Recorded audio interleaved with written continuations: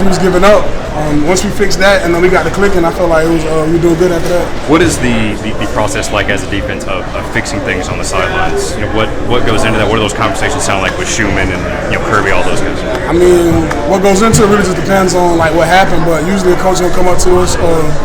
Before it was more so like drawing on the boards, but now that we got the iPads, it's kind of easier. Like it'll be like a couple iPads per position group, and then really just go through. And then we got a lot of older guys though, so a lot of the older guys are kind of taking and go through with the younger guys, showing what's going on. But the iPads help a lot though, because the coaches can really see and break it down, and like people can visualize it.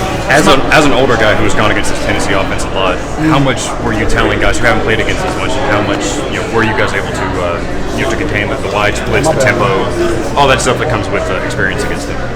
I mean, I was really just letting guys know throughout the week, really just take practice serious, because the way you prepare for it is it usually gets us ready for it. So just take practice serious and then really just try to line up, get your cleats in the ground, get the call, because they go real fast. Smael, you returned last week. Just how good did it feel to be back out there in front of the home crowd after having to miss a couple of those games? Yeah, I feel real good. I don't think I played in a home game since like the second game of the season, because I missed Mississippi State and Auburn, so it felt real good to be back out there.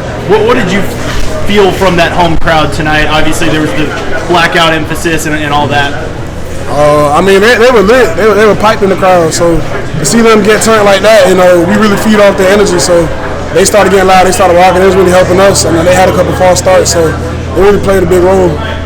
What do you feel like this win said about this team, especially after how last week at Ole Miss was? I think it shows how we bounce back. We got confidence in us. Like no matter what the outcome is, like we know what type of team we are. So really just stay true to ourselves and like put our head down and work this week. I feel like it showed. Defensively, you guys held up scoreless in the second half. Just what happened after that? What adjustments you guys make in the halftime to kind of be able to stop them? We were just going over some of the plays they hit and then what they might try to go to. So I feel like everybody came out dialed in and then we just executed the plan. Smael, what was the message of the leaders this week? We heard Carson maybe gave y'all a little bit of a speech at some point. Yeah. A lot of the older guys kind of got up and really just talked about like we just go out there and let it all out or leave it all out there. Play with no doubts. That was kind of like the main gist of it. What was Coach Smart's message to you guys after the big win? I mean, there's so much pressure going into it. How good did it feel? What was the message?